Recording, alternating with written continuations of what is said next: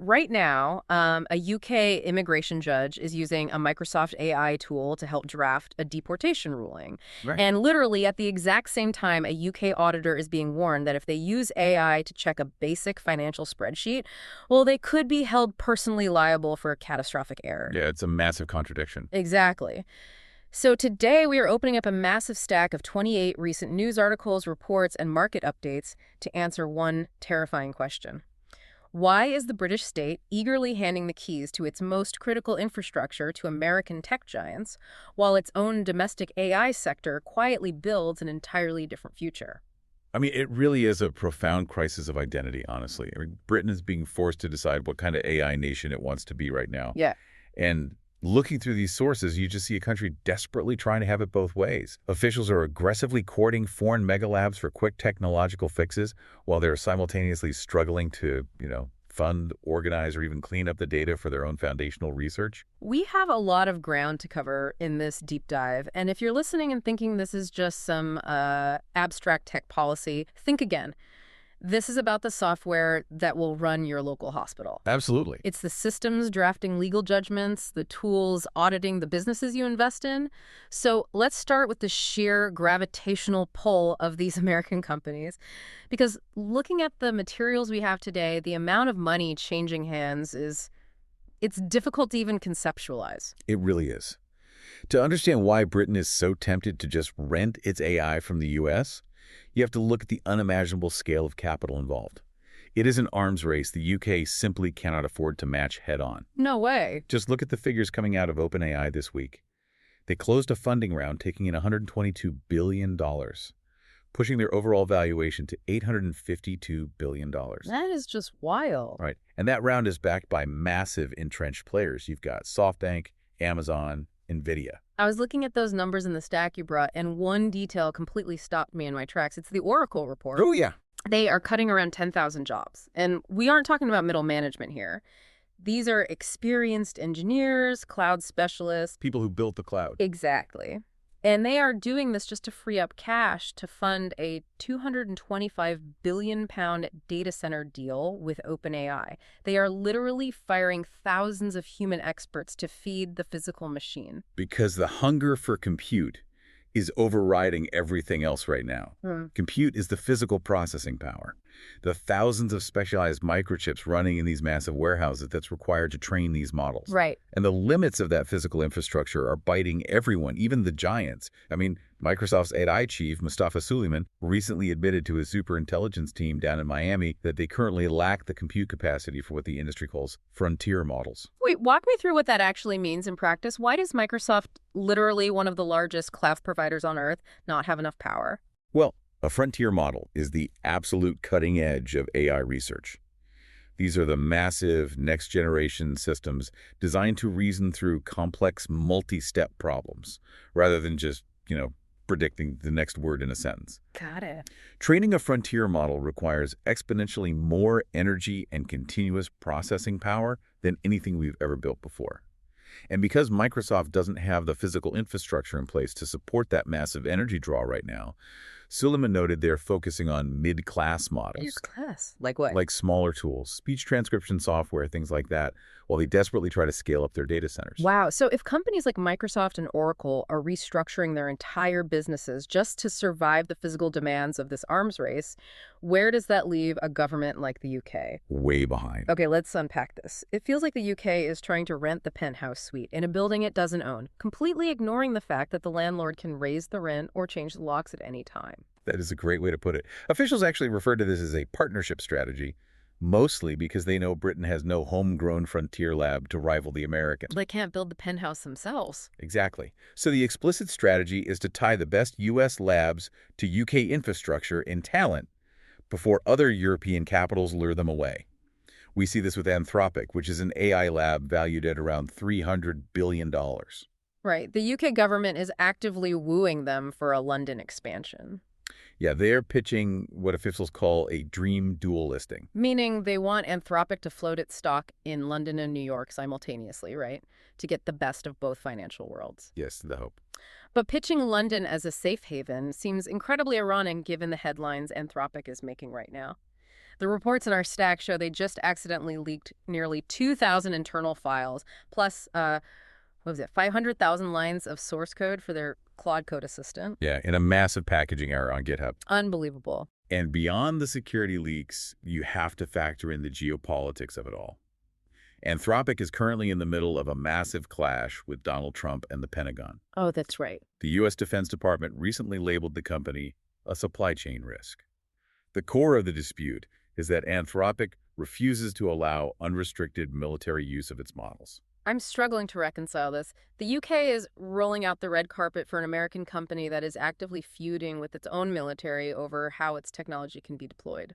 It's a complicated relationship for sure. And this isn't just about giving them some nice office space in London. The reports show the British state is already deeply embedding this rented tech into its most critical public infrastructure, which just seems like a massive gamble. It is, and it's causing significant friction across the board. The most prominent example in our sources today is Palantir. They hold a £330 million contract to run the NHS Federated Data Platform. That's a huge contract.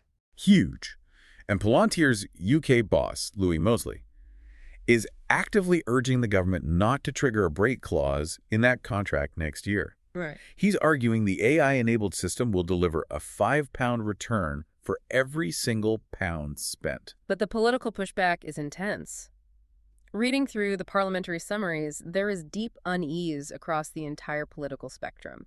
From Labour MPs to conservative figures, everyone is worried about a U.S. data firm holding the keys to the NHS. Yeah, it's a very sensitive issue. Health Secretary Wes Streeting even had to publicly stress that Palantir doesn't access patient data directly, but the anxiety is clearly there. And that anxiety stems from Palantir's other lines of business. Yeah. They are simultaneously defending their role in AI military targeting. Right. Their Maven Smart system has reportedly been used in 11,000 U.S. strikes. Palantir's defense is that their software is merely a support tool and that military policy dictates the actual strikes. But the academics highlighted in our sources point out a fundamental flaw there. The sheer speed of AI processing severely limits any meaningful human verification. Exactly. When a machine identifies a target in milliseconds, the human operator essentially becomes a rubber stamp. Which makes the situation in the UK courts absolutely terrifying.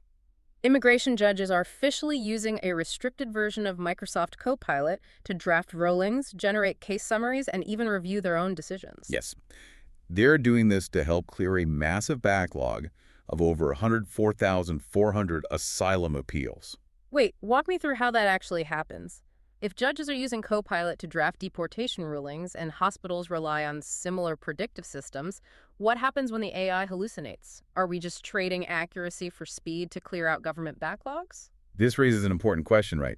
The tension between efficiency and sovereignty is the central problem here. When you embed foreign technology so deeply into state machinery, the line between a design flaw in the tool and the operator's liability becomes incredibly blurry. Yeah, I mean, who do you even blame? Exactly. If an asylum seeker is wrongfully deported because Copilot missed a crucial piece of evidence in its summary, or if a hospital's patient tracking system misallocates beds based on a statistical hallucination, who is at fault? The American tech giant that built the black box model, or the British civil servant who trusted it? And we are seeing that automated trust being deployed everywhere now. The Royal Cornwall NHS Trust just deployed Microsoft Sentinel to automate cyber defense across 200 sites and 15,000 users. It is essentially automated software fighting off automated attacks. Which forces us to ask why the UK is outsourcing the state's nervous system in the first place. And the answer found in the research today is quite sobering. The UK's domestic foundation, its own institutions, and its own raw data is completely cracking under the pressure. The Open Data Institute report you brought today really illustrates this perfectly. They built a prototype of the National Data Library and discovered that over 100,000 UK government data sets are completely unusable for AI. Unusable, like completely. Yeah, the data sets are poorly labeled, they use totally inconsistent formatting standards, or they are wildly outdated. I saw a major home office crime data set in there that hasn't been updated since 2018. But wait, how does that actually break the AI? If I prompt a sophisticated model for crime statistics, why does a 2018 file cause a problem? Because AI models require clean, machine-readable data, like an API or a nicely structured database, just to pull accurate information. Right. If government statistics are locked inside an unreadable PDF format, or the CSV file is broken, the AI model's scraping mechanism simply bypasses it. Instead of using official government data, the system searches the open web and defaults to summarizing whatever random news articles it can find on the topic. Here's where it gets really interesting. We are taking cutting-edge, imported American AI and plugging it into broken 2018 government spreadsheets. It's like putting a Formula One engine into a rusty tractor and expecting it to win the Grand Prix. That's a perfect analogy. Mm. It is the ultimate garbage in, garbage out reality. You can rent the smartest AI in the world, but if your sovereign data infrastructure is a mess, the outputs will just fail. Yeah. And the crisis extends beyond the data to the institutions that are supposed to be guiding this research. The Alan Turing Institute, which is the UK's flagship AI research body, was recently reviewed by UKI, the major public funding agency. And the findings were brutal. They judged the institute to be underperforming on strategy and value for money. As a result, the Turing Institute has been ordered to execute a sharp pivot. They are pulling back from health and environment research to focus heavily on defense and national security. Wow. At the same time, their chair, Doug Gurr, just stepped down to join the Competition and Markets Authority. So the top research body is in turmoil, the foundational data is unusable, and when you look at the grassroots level, it's just as concerning. Oh, absolutely. The National Education Union surveyed 9,000 teachers. 66% of them reported that AI is actively eroding their pupils' critical thinking skills. Furthermore, 39% of those teachers oppose the government's plans to roll out AI tutors, warning that vulnerable students need human connection, not algorithmic slop. That survey highlights a massive disconnect between government policy ambitions and ground-level reality. The government sees an AI tutor as a cheap way to democratize education. But educators are seeing how outsourcing that cognitive struggle to a machine fundamentally alters a child's development. So we have rented AI, running on broken domestic data, interacting with users whose critical thinking is demonstrably eroding. Things are bound to go wrong.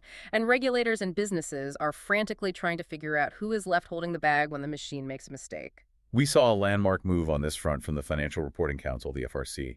They just issued the world's first guidance for audit firms using generative AI. And their message was not subtle. No. Their message to the Big Four accounting firms was blunt. You can't blame it on the box. If an AI hallucinates a financial figure or misinterprets audit data, the audit partners are 100% accountable. So what does this all mean for you, the listener? Think about the hypocrisy there. I don't get this. The FRC is telling auditors they are fully accountable for every AI mistake. But at the same time, we just talked about the government encouraging immigration judges to use Copilot.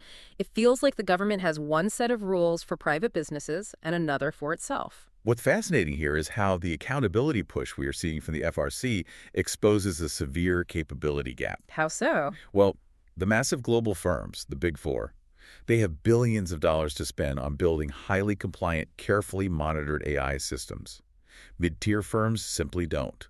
Regulation that demands perfect human oversight might accidentally crush smaller UK businesses that just cannot afford the necessary compliance layers. Yeah, that makes sense. When things go wrong, the fallout is very public, regardless of your size. Take the media sector. The New York Times recently dropped a freelancer, Alex Preston, because he used an AI tool to help draft a book review. And it backfired spectacularly. Right. The AI ended up plagiarizing a previous review from The Guardian. And the irony there is thick, because Preston had recently written a piece about the hidden risks of AI. He literally wrote the warning label and then fell right into the trap. And as these errors compound across industries, the volume of disputes is just skyrocketing. The Visa report and our stack notes, they are rolling out 6 new AI tools specifically to handle a 35% spike in payment disputes. We are talking about 106 million disputes globally. But wait, why are there suddenly 106 million disputes? Because AI is often the engine creating the confusion in the first place. Think about automated subscription renewals, algorithmic dynamic pricing that charges different amounts to different people, automated billing systems going rogue. Oh, wow. So Visa is forced to use AI to solve the problem because human reviewers physically cannot process 106 million claims. It creates this endless loop of automated systems fighting other automated systems. And even basic privacy is breaking down in this ecosystem. Perplexity is currently facing a U.S. class action lawsuit. Users are claiming that its incognito mode still shares their private conversations and personal data with Google and Meta via ad trackers. That is a major warning flag for UK privacy under the Information Commissioner's Office. It really is. So if you're running a mid-tier accounting firm listening to this, that FRC guidance has to be keeping you up at night. It paints a pretty bleak picture overall. Between the massive U.S. funding rounds, the broken government data sets, and the strict liability rules, you would think Britain has completely surrendered to renting its future. You really would. But if you look closely at the hardware and edge computing reports in our stack, there is a totally different, genuinely sovereign UK strategy quietly thriving. Yes, and this is crucial. While the U.S. focuses almost entirely on massive cloud servers, Britain is finding a highly strategic lane in the physical layer. Consider Fractile, a London-based chip startup currently raising £160 million to take on NVIDIA. Right. They're using a totally different architecture, specifically FRAM-based chips, to make AI inference faster and cheaper. Break that down for me. What makes a SRAM chip fundamentally different from what NVIDIA is building? Well, most standard AI chips have to constantly fetch data from a separate memory bank.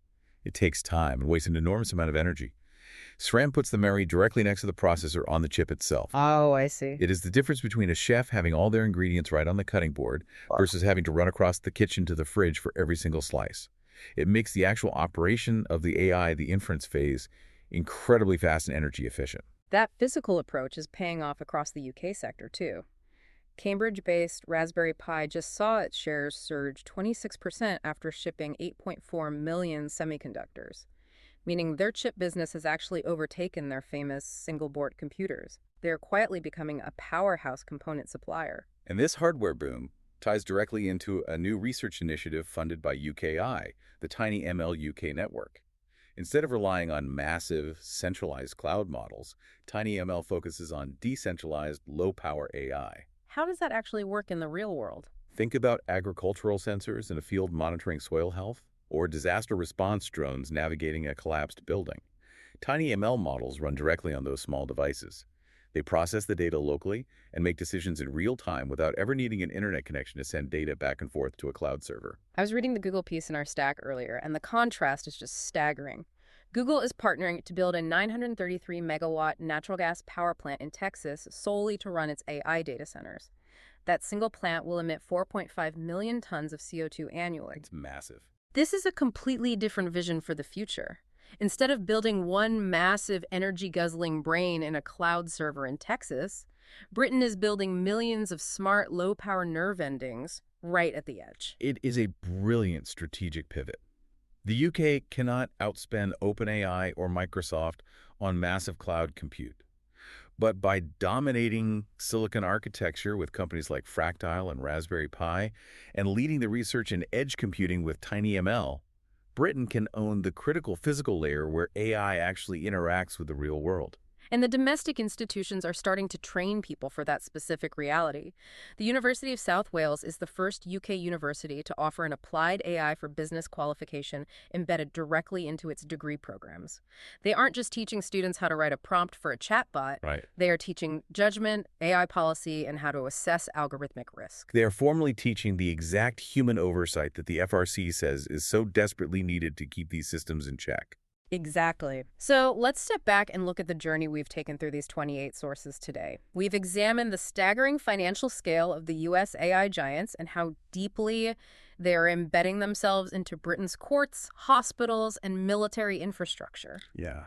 We've seen the cracking foundation of UK government data, the struggles of the top research institutes, and the frantic scramble for accountability among auditors and businesses.